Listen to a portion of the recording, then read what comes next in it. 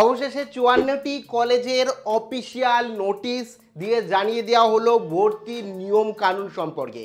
কিভাবে ভর্তির প্রক্রিয়া হবে, কি কি রুলস রেগুলেশন থাকবে, ইউনিভার্সিটি সরাসরি জানিয়ে দিল।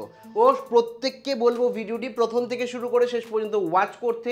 তুমি যে ইউনিভার্সিটিতেই ভর্তি হও না কেন, প্রায় সমস্ত ইউনিভার্সিটির রুলস রেগুলেশন কিন্তু একই থাকে। সেই কারণে প্রত্যেকে ভিডিওটা দেখো, কোথাও স্কিপ করো না। ভিডিওটি ভালো লাগলে অতি অবশ্যই একটি লাইক প্রদান করো। আমাদের পরিবারের সদস্য না হয়ে থাকলে সাবস্ক্রাইব বাটনে ক্লিক করে বেল আইকনে ক্লিক করে অল নোটিফিকেশনে ক্লিক করে আমাদের পরিবারের সদস্য হয়ে ওঠো।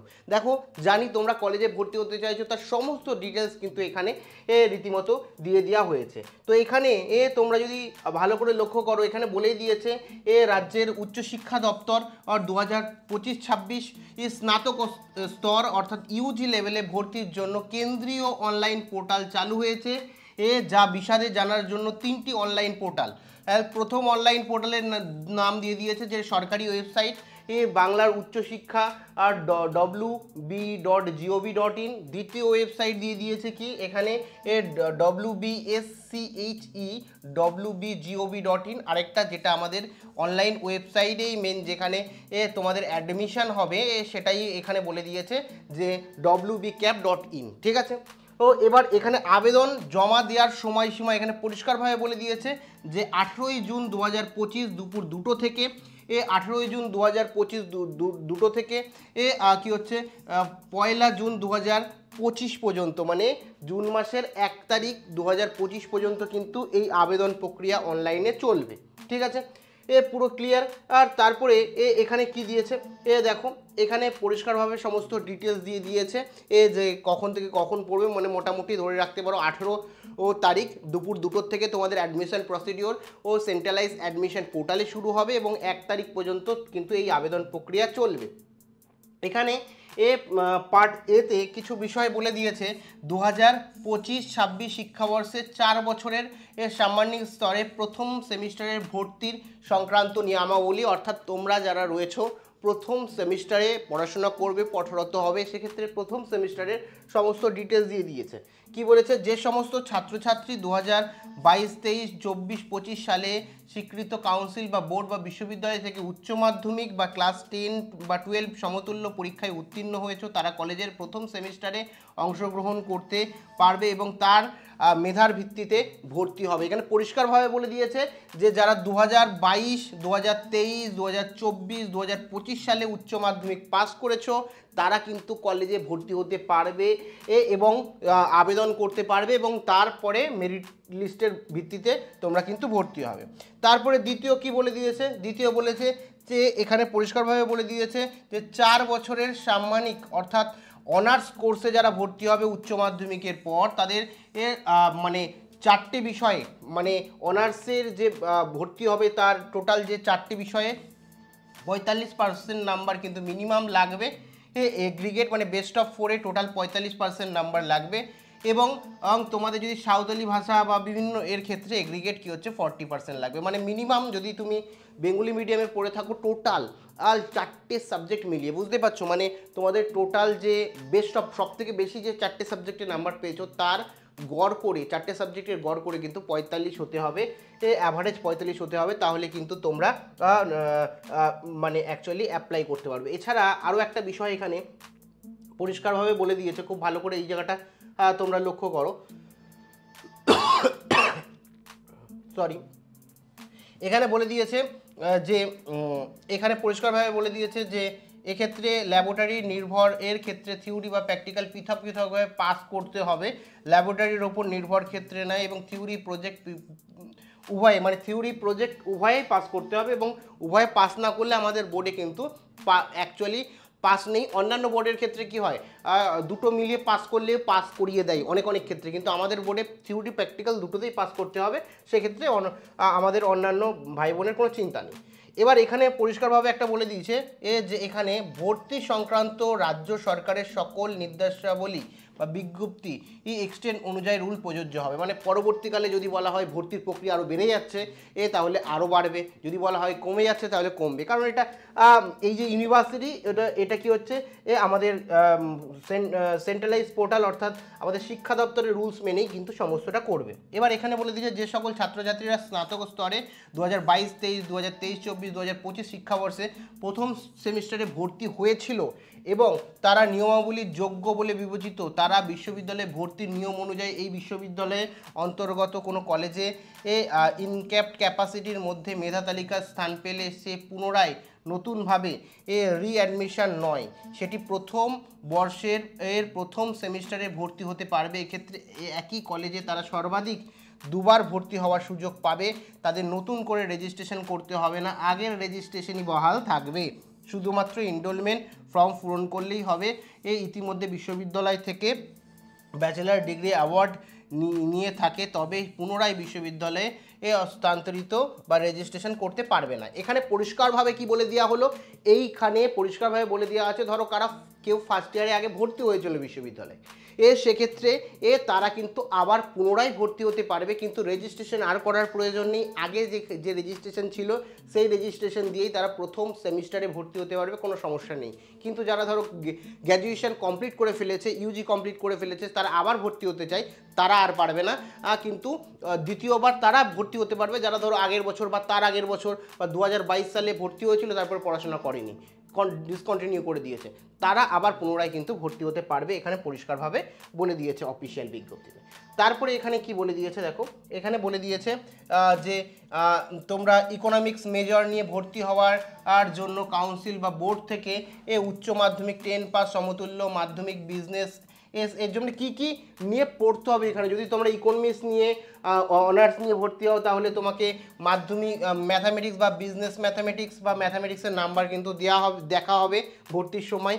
আর তোমরা বিএসসি বা বায়োকেমিস্ট্রি নিয়ে যদি ভর্তি হও সেক্ষেত্রে তোমার লাইফ সায়েন্সের নাম্বার আর তোমার বায়োলজির নাম্বার, ঠিক আছে, বায়োটেকনোলজি এইগুলো দেখা হবে। এখানে পরিষ্কারভাবে বলে দিয়েছে। ধরো বিবিএ নিয়ে অনার্স নিয়ে ভর্তি হতে চাইছো, বিবিএ অনার্স নিয়ে ভর্তি হতে চাইছো, সেক্ষেত্রে কি হচ্ছে তোমার এখানে অ্যাডমিশনের ক্ষেত্রে বিবিএ অনার্সের ক্ষেত্রে ট্যুরিজম বা হসপিটালিটি নিয়ে পড়তে চাইছো, সেক্ষেত্রে তোমার এখানে অবশ্যই কম্পিউটার মানে সমতুল্য পরীক্ষায় পাস করতে হবে। এই যে সমতুল্য পরীক্ষাগুলো আছে সেই পরীক্ষায় কিন্তু পাস করতে হবে, পরিষ্কারভাবে বলে দিয়েছে।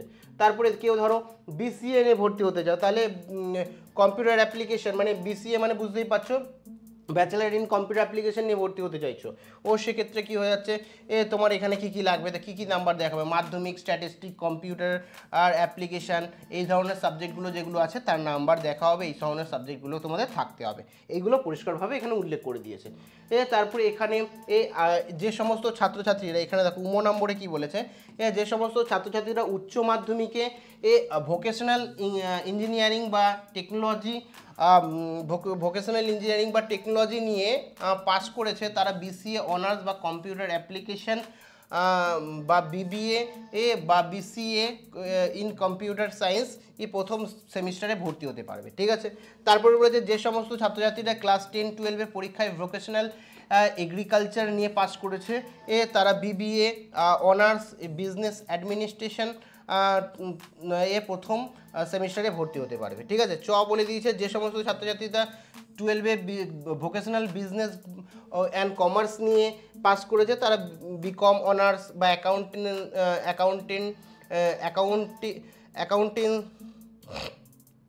অ্যাকাউন্টিং অ্যান্ড ম্যানেজমেন্টে মেজর এবং বিবিএ অনার্স নিয়ে বিজনেস অ্যাডমিনিস্ট্রেশন মেজর নিয়ে প্রথমে ভর্তি হতে পারে। কোথায় কি পারবে সেটা কিন্তু পরিষ্কারভাবে ডিটেলসে। এবার যেটা ইম্পর্টেন্ট দেখো, এখানে বলেছে কেউ 4 বছরের ব্যাচেলার অফ ফাইন আর্টস তোমার হচ্ছে প্রিন্টিং থেকে শুরু করে এই ধরনের যে সাবজেক্টগুলো সেটা কাউন্সিলিং বোর্ড স্বীকৃত হতে হবে, সেই বিষয়ে পাস করতে হবে। 4 বছরের মেজর কোর্স মানেই এখানে বলে রাখি 4 বছরের মেজর কোর্স মানে অনার্স সম্পূর্ণ কমপ্লিট করা, আর যারা পাস করবে তাদের 3 বছরের পাস হয়, ঠিক আছে। এই হচ্ছে সিস্টেম।